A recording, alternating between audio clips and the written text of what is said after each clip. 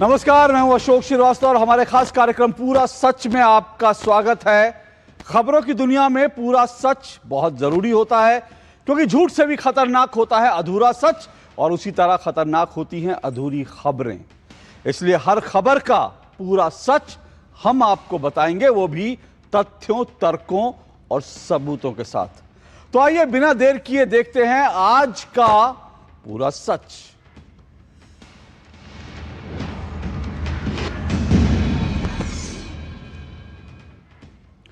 तो आज पूरा सच में बात पाकिस्तान के अवैध कब्जे वाले कश्मीर की। जी हां, पाकिस्तान के अवैध कब्जे वाले कश्मीर में विद्रोह की आग अब उस मुकाम पर पहुंच गई है जहां से इस्लामाबाद के लिए वापसी का कोई रास्ता नहीं दिखता।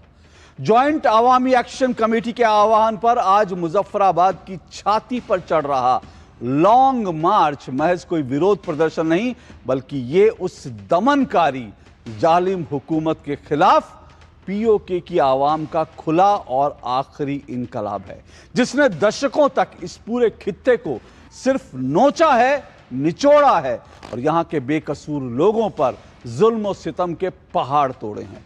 इतिहास गवाह है कि जो मुल्क नफरत की बुनियाद पर खड़ा होता है, जो हुक्मरान अपनी ही आवाम की छाती पर बंदूक रखकर राज करना चाहते हैं, उनका हश्र एक ना एक दिन बेहद खौफनाक होता है। आज पाकिस्तान उसी तबाही के मुहाने पर खड़ा है। जिन्ना का बनाया हुआ वो ढोंग जिसे वे एक मुल्क कहते हैं, आज ताश के पत्तों की तरह डह रहा है। एक तरफ पाकिस्तान के अवैध कब्जे वाला कश्मीर है, जहां हालात बेकाबू हो चुके हैं। जिस आवाम को दशकों तक कश्मीर के नाम पर गुमराह किया गया, आज उसी आवाम को 2 वक्त की रोटी, आटे की बोरी और बिजली के बिलों के लिए सड़कों पर खून बहाना पड़ रहा है।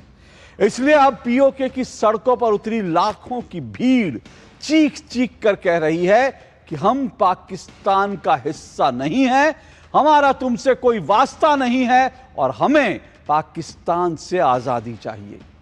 कड़वी सच्चाई यह है कि पाकिस्तान आज अंदर से पूरी तरह से सड़ चुका है, गल चुका है, खोखला होकर टूट रहा है, बिखर रहा है। तो आज हम आपको दिखाएंगे पीओके की वो खौफनाक इनसाइड स्टोरी, जिसे दबाने के लिए इस्लामाबाद ने अपनी पूरी फौज की ताकत झोंक दी है। तो आइए देखते हैं पूरा सच पूरे विस्तार के साथ।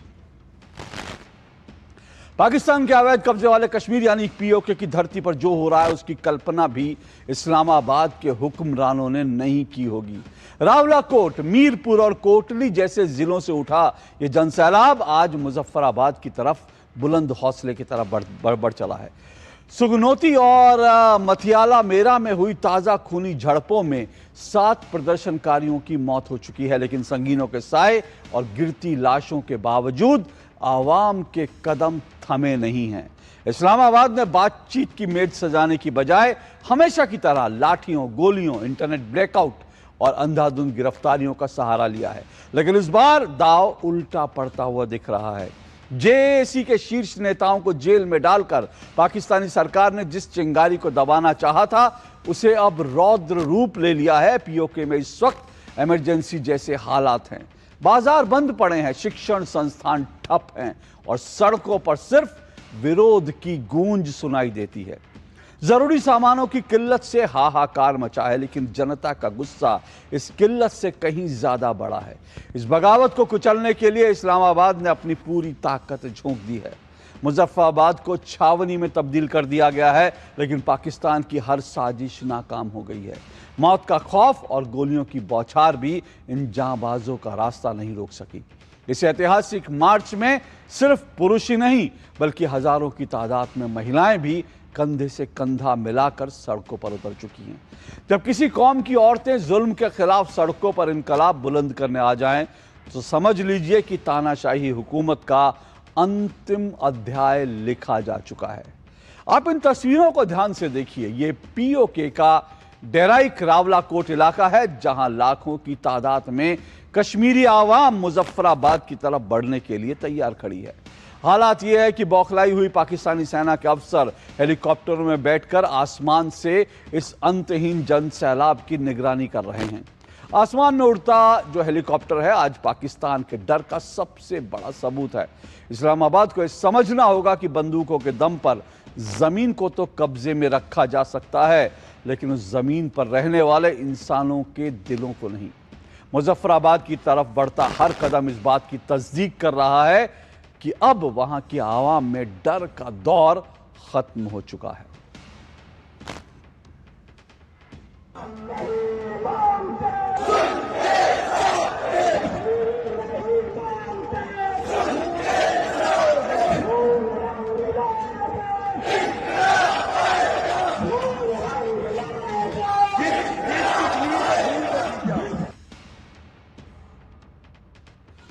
देना पड़ेगा। कितना खून ये धरती मांगती है। हर नौजवान सर पे कफन बांधे इस तैयारी में है कि मैं आगे होऊंगा, मैं आगे होऊंगा, यही बात चल रही है। यकीन जाने जब यहाँ पे बात चली कि कौन से लोग फ्रंट पे होंगे, क्योंकि जाहिर सी बात है फोर्सेस का जो रवैया है उसमें तो ये हमें कंफर्म है कि शहादतें बहुत ज्यादा होंगी। 40 दिन हो चुके हैं आज हमें यहाँ पे बैठे हुए, बिल्कुल पुरअमन, और लॉन्ग मार्च भी पुरअमन ही होगा। दुआएं करें सब लोग कि आज अल्लाह की जात को इनको गैरत दे दे, ये निहत्ती अवाम के ऊपर गोलियां ना चलाएं। मुजफ्फराबाद मार्च के लिए रवाना होने से ठीक पहले सरदार अमान खान ने इस्लामाबाद को सीधी चेतावनी दी है। उन्होंने साफ कहा कि अगर किसी ने भी इस जन सैलाब का रास्ता रोकने की हिमाकत की तो उन्हें ऐसा सबक सिखाया जाएगा जो इतिहास याद रखेगा। उन्होंने ये भी कहा कि जो भी पाकिस्तानी फौज का मोहरा बनेगा उसका डटकर और पूरी ताकत से मुकाबला किया जाएगा।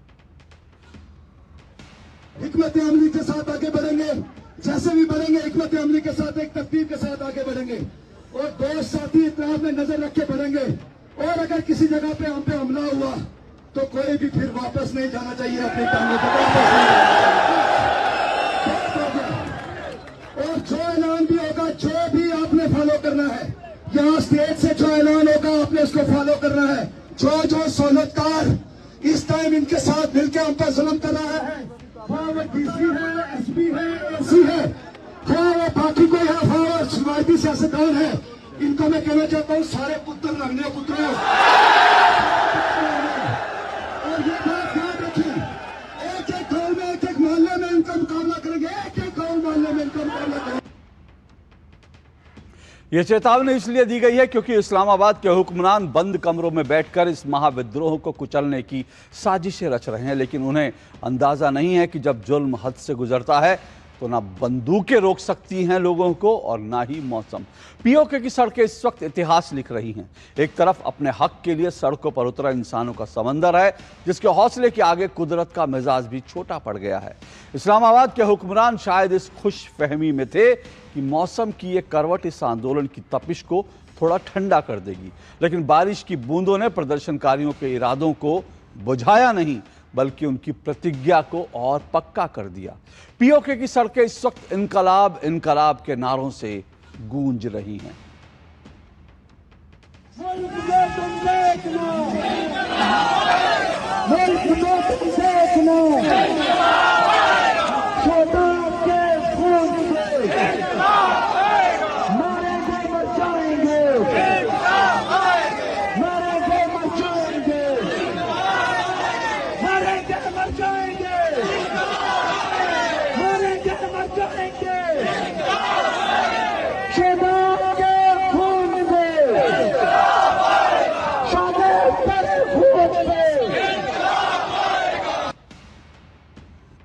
तो प्रदर्शनकारियों ने साफ ऐलान कर दिया है, मारेंगे मर जाएंगे लेकिन इनकलाब लाएंगे। आपको बता दें कि मुजफ्फराबाद मार्च से ठीक 24 घंटे पहले रावलकोट में ईदगाह मैदान पर प्रदर्शनकारियों ने पीओके पर पाकिस्तान के अवैध कब्जे की गवाही दी।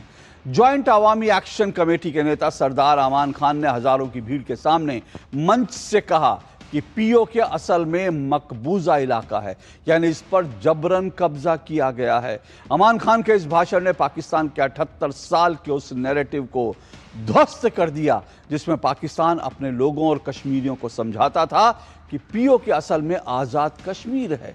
अमान खान ने जब यह बयान दिया तो उसके इस बयान को हजारों लोगों ने तालियों और नारों के साथ समर्थन दिया। तो आप भी सुनिए सरदार अमान खान का वो बयान। और उन किरातादू की मौजूदगी में ये एक डिस्प्यूटेड टेरिटरी है ये एक मुतनाज़ा इलाका है, लेकिन ये मुतनाज़ा नहीं है, ये मकबूजा इलाका है। ये मकबूजा इलाका, इस पर कब्जा है, इस पर शहरी कब्जा है।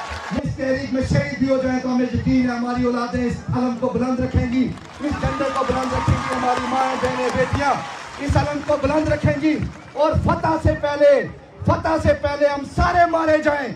फतह से पहले ये जंग खत्म नहीं होगी। ये जंग खत्म, अब ये हुकूक की जंग खत्म, हुकूक की जंग खत्म नहीं होगी। और बच्चों से मैं कहना चाहता हूँ, एक वो दर्स है जो स्कूल में है, सब झूठ है। मुताला पाकिस्तान में सिर्फ एक सच है, वो दानिश अक्सर कहता है मुताला पाकिस्तान में सिर्फ एक सच है कि बारिश के मौसम में ज्यादा पहाड़ी इलाकों में, गर्मी के मौसम में मैदानी इलाकों में ज्यादा गर्मी पड़ती है और पहाड़ी इलाकों में सर्दी में ज्यादा सर्दी पड़ती है। इसके अलावा कोई सच नहीं है। असल सच आप पढ़ रहे हैं, इस पिंडाल में पढ़ रहे हैं, आप इस मजमे में पढ़ रहे हैं, आप इस पिछले 1.5 माह से आप मर्द और खवातीन पढ़ रही हैं। आप सारे औलादों को यही दर्स देना है, यही मज़ामत है, यही दर्स देना है। मुजफ्फराबाद मार्च से पहले पिछले 1.5 महीने से लगातार आंदोलन की भट्टी में तप रहे रावलाकोट में रात का सन्नाटा गायब था। वहां सिर्फ इनकलाब की लपटें थी। ये महज एक प्रदर्शन नहीं, बल्कि दशकों से थोपे गए काले प्रशासनिक अंधेरे के खिलाफ उजाले की जंग बन चुकी है। मुजफ्फराबाद मार्च की पूर्व संध्या पर रावलाकोट की रात किसी ऐतिहासिक क्रांति की गवाह जैसी नजर आई। हजारों प्रदर्शनकारी रात भर डटे रहे, हाथों में मोबाइल फोन की फ्लैशलाइट्स और हवा में लहराते झंडों के बीच पूरा ईदगाह मैदान इनकलाब के नारों से गूंज रहा था।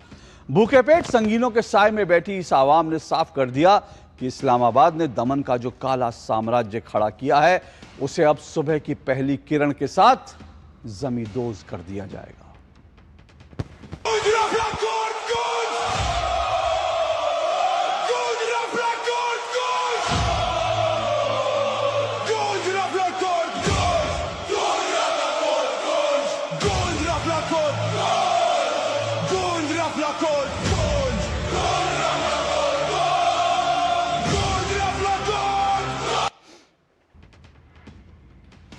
पाकिस्तानी हुकूमत और उसकी सेना की बर्बरता ने पीओके के बच्चों से उनका बचपन तक छीन लिया है।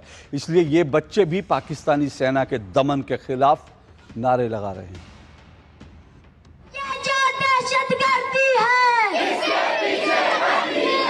जो दहशत गर्दी है, ये जो गुंडागर्दी है, ये जो अफरा तफरी है, ये जो शनिंग बर्निंग है, ये जो छापे छापे है, ये जो गोली लाठी है, ये जो मारा मारी है। दरअसल पाकिस्तानी सैन्य अधिकारियों ने धमकियां दी थी कि अगर ज्वाइंट अवामी एक्शन कमेटी के प्रदर्शनों में छात्र शामिल हुए तो उन्हें अंजाम भुगतना होगा। लेकिन उस चेतावनी को अपने छोटे छोटे कदमों तले रौंदते हुए पीओके के नौनिहाल भी सड़कों पर उतर आए हैं। आप भी सुनिए पीओके के बच्चों की आवाज।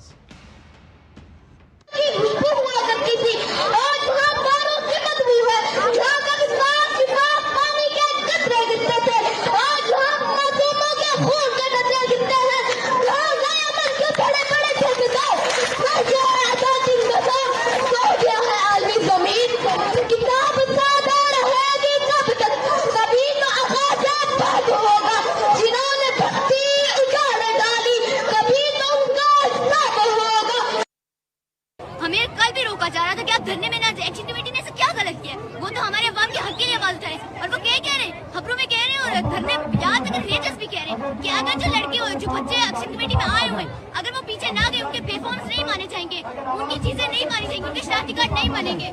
ये पेफॉर्म है हमारे। अगर हमारे पेफॉर्म नहीं माने जाएंगे, चाहे आप उसके पेफॉर्म अपनी मर्जी से जिया, आपके पेफॉर्म्स की भी जरूरत नहीं है। 1500 की दिहाड़ी पहनने हमें लाया है, नहीं, हम लोग अपनी मर्जी से आते हैं। और उमर सीर साहब हमें अगर बोलते हैं कि आप आगे मुजफ्फराबाद के लिए चले तो हम लोग तैयार हो जाएंगे। यही पैगाम देना चाहूंगी, ना सिर्फ पाकिस्तान को बल्कि पूरी दुनिया को ये पैगाम देना चाहती हूँ कि हुकूमत पाकिस्तान ने ये हमें दहशतगर्द और कलअदब करार देती है। और क्योंकि हम 1 महीने से इधर बैठे हैं, हमारा एहतजाज चल रहा है और ये कह रहे हैं दहशतगर्द क्या तालीम मांगते, क्या अपनी क्या मियारी तालीम मांगते, क्या अस्पताल मांगते, दहशतगर्द तो क्लैशनकोफ मांगते, पिस्तौल मांगते, असला बारूद मांगते। तो आखिर क्या वजह है कि पीओके के छोटे छोटे बच्चे जिन्हें स्कूल में होना चाहिए, क्लासरूम में होना चाहिए, इस कदर बागी होकर सड़कों पर उतरे हुए हैं? इसकी वजह है पाकिस्तानी फौज का जुल्म और पाकिस्तानी हुक्मरानों की तानाशाही और पीओके की आवाम के साथ उसका सौतेला व्यवहार। दरअसल पीओके में इसी 27 जुलाई को आम चुनाव होने वाले हैं और ये बगावत इसी राजनीतिक ढोंग और फरेब का पर्दाफाश कर रही है। प्रदर्शनकारियों की सबसे बड़ी और पहली मांग है पीओके की 45 सदस्यीय विधानसभा में मौजूद 12 आरक्षित सीटों को तुरंत खत्म करना, जो कि हम आपको पूरा सच में पहले भी बता चुके हैं। पाकिस्तान ने इन 12 सीटों का ऐसा ताना बाना बुना है कि जिसके जरिए वो पाकिस्तान में बैठे अपने चहेतों को चोर दरवाजे से असेंबली में घुसा देता है। यानी इसको कहते हैं कि पाकिस्तान ने इस बदहाल इलाके को आज़ाद कश्मीर का झूठा और फरेबी नाम दे रखा है, लेकिन हकीकत में ये पाकिस्तान के हुक्मरानों की एक ऐसी कॉलोनी है जिसमें सिर्फ गुलाम बसते हैं जिनका दिन रात भरपूर शोषण किया जाता है। अब हम आपको बताते हैं कि कैसे पाकिस्तान के कब्जे वाले कश्मीर के प्राकृतिक संसाधनों को दिन रात लूटा जा रहा है, लेकिन वहां के स्थानीय लोगों को बदले में सिर्फ तबाही और कंगाली मिल रही है। शुरुआत करते हैं पानी और बिजली से। पीओके के झेलम नदी पर बना मंगला डैम पूरे पाकिस्तान की 10% से 15% बिजली की जरूरत को पूरा करता है, लेकिन जब मुनाफे में हिस्सेदारी की बात आती है तो पाकिस्तान बेशर्मी से कह देता है कि आज़ाद कश्मीर उसका प्रांत नहीं है, इसलिए उसे प्रॉफिट का, उसे जो मुनाफा हुआ उसका हिस्सा नहीं दिया जा सकता। हैरानी की बात देखिए कि पीओके खुद करीब 3000 मेगावाट तक बिजली पैदा करता है, लेकिन वहां के निवासियों का दुर्भाग्य देखिए कि उन्हें अपनी ही जरूरत की 92% बिजली पाकिस्तान से खरीदनी पड़ती है, और वो भी महंगी दरों पर। साल 2023-24 में पीओके के लोग 60 रुपए प्रति यूनिट के हिसाब से बिजली के बिल चुका रहे थे।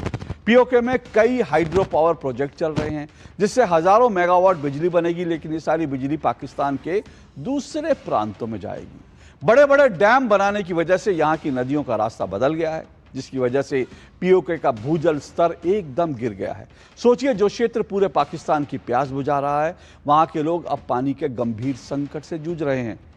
शोषण सिर्फ पानी और बिजली तक सीमित नहीं है। पीओके की जमीन के नीचे छिपे खजाने पर भी पाकिस्तान की बुरी नजर है। यहाँ यूरेनियम और मोलिब्डेनम जैसे बेशकीमती खनिज हैं जो परमाणु हथियार और स्पेस टेक्नोलॉजी में काम आते हैं। इसके अलावा यहाँ सोना, रूबी, माणिक जैसे कीमती रत्न जो हैं, कोयला, संगमरमर और क्ले का भारी भंडार है। एक अनुमान के मुताबिक यहाँ हर साल की खदानों से करोड़ों रुपए का उत्पादन होता है, लेकिन इस भारी कमाई का एक भी रुपया पीओके के आम नागरिकों के विकास पर खर्च नहीं होता। इस दोहन की कीमत पीओके का पर्यावरण भी चुका रहा है। 1947 में पीओके की 42% जमीन पर घने जंगल थे, लेकिन अंधाधुंध कटाई और लूट के कारण जंगल सिमटकर अब सिर्फ 14% रह गए हैं। अब आगे सुनिए, पीओके में कृषि योग्य भूमि बेहद कम है, इसलिए यह अनाज के लिए पूरी तरह से पाकिस्तान पर निर्भर है। पाकिस्तान सरकार ने हाल के वर्षों में आईएमएफ के दबाव में आकर पीओके को मिलने वाली आटे की सब्सिडी खत्म कर दी, जिसकी वजह से पाकिस्तान के अन्य प्रांतों की तुलना में पीओके में आटा दोगुनी कीमत पर मिलता है। तो हालात यह है कि पाकिस्तान अधिकृत कश्मीर का भारत ने पीओके में जारी प्रदर्शनों को पाकिस्तान के दशकों पुराने शोषण, मानवाधिकारों के दमन और गैर कानूनी जबरन कब्जे वाले इलाकों में प्रशासनिक दबाव का सीधा नतीजा बताया है।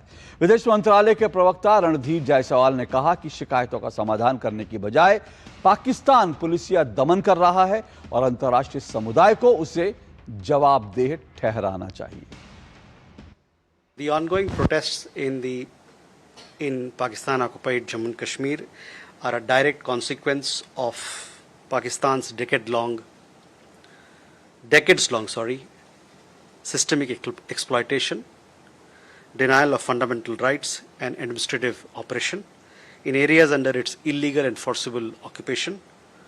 Rather than addressing the legitimate grievances of the local population, the Pakistani state has responded with excessive police brutality, including against helpless women and children, blocking essential supplies, including of food and medicine, enforcing internet blackouts, and deploying lethal force against unarmed civilians that has led to tragic fatalities. We expect and hope that the international community will hold Pakistan accountable, fully accountable to these egregious abuses and misdeeds. और पूरा सच में वक्त है एक break का। Break के बाद आपको बताएंगे कि पाकिस्तान के कब्जे वाले कश्मीर में उठी बगावत की इस चिंगारी का पूरा सच क्या है।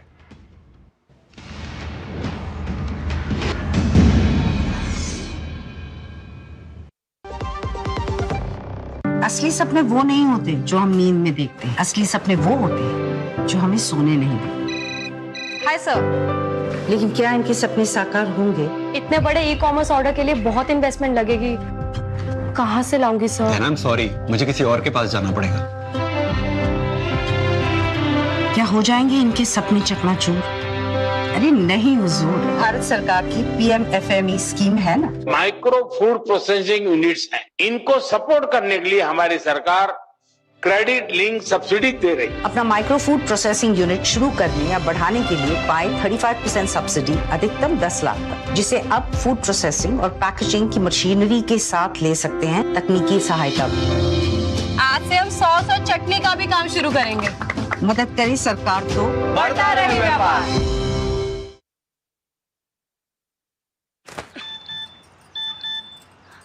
हो गया इंतजाम। किसका? गुड्डी की फीस का। दिखा। 20,000 का लोन तुरंत। पता है कौन दे रहा है, ब्याज कितना है? लोन विनियमित संस्थानों से ही लें और कर्ज उतना जितनी जरूरत, वो भी जांच कर। हो गया इंतजाम। पगार एडवांस में भेजिए। RBI कहता है सही वित्तीय बर्ताव करे आपका बचाव। पढ़ता है, खेलता है, झूलता उछलता है, दौड़ता कभी कभी दौड़ कराता है, आगे आगे बढ़ता है इंडिया, अमूल दूध पीता है इंडिया। यार कैसे ले पाएंगे घर? नहीं, आज गर्मी बहुत है ना? यस, बहुत ही ज्यादा। पापा, घर खरीदने की प्लानिंग इज नॉट इजी। विनी, लॉन्ग टर्म सेविंग्स का बेस्ट प्लान बताना। LIC protection plus plan. LIC और सेविंग्स? यस, इसमें इंश्योरेंस और फंड्स दोनों में इन्वेस्ट करके गोल्स के हिसाब से सम अश्योर्ड एडजस्ट कर सकते हो। LIC protection plus plan, future insured, growth assured. Goldiee छोले मसाले, जहाँ जाए रिश्ते बनाए। गोल्डी लाए हैं फ्रेश लॉक टेक्नोलॉजी, जो रखे मसालों को हर समय फ्रेश।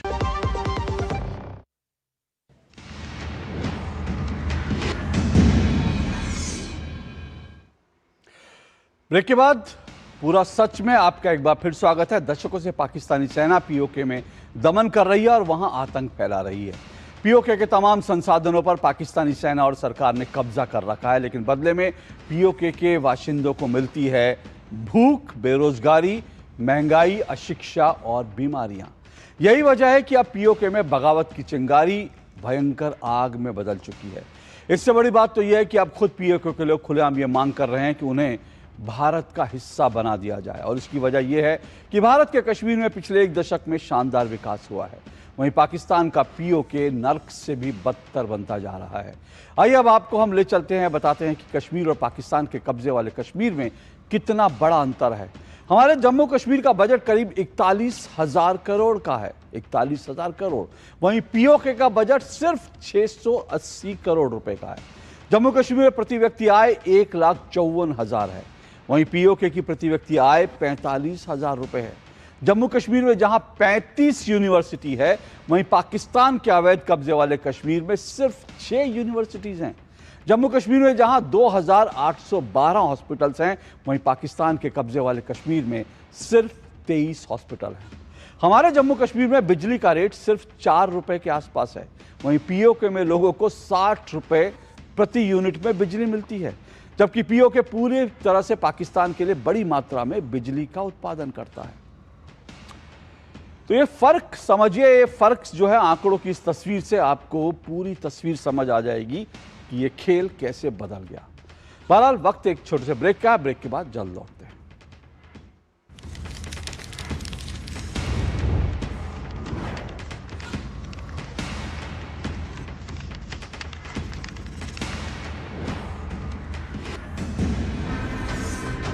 हरदम तैयार है, बिल्कुल तैयार है,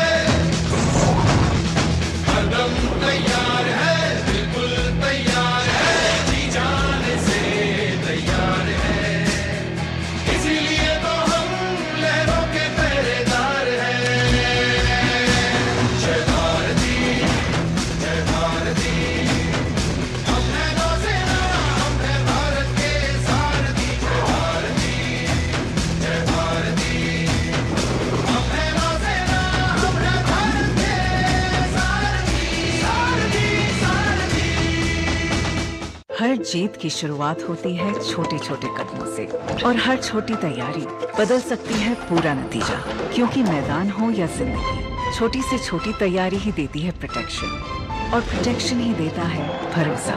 जैसे LIC की बीमा लक्ष्मी, एक खास प्लान सिर्फ महिलाओं के लिए, जहां छोटी बचत दे बड़ी सुरक्षा, ताकि जिंदगी के हर मैदान में आप रहे हर पल के लिए रेडी।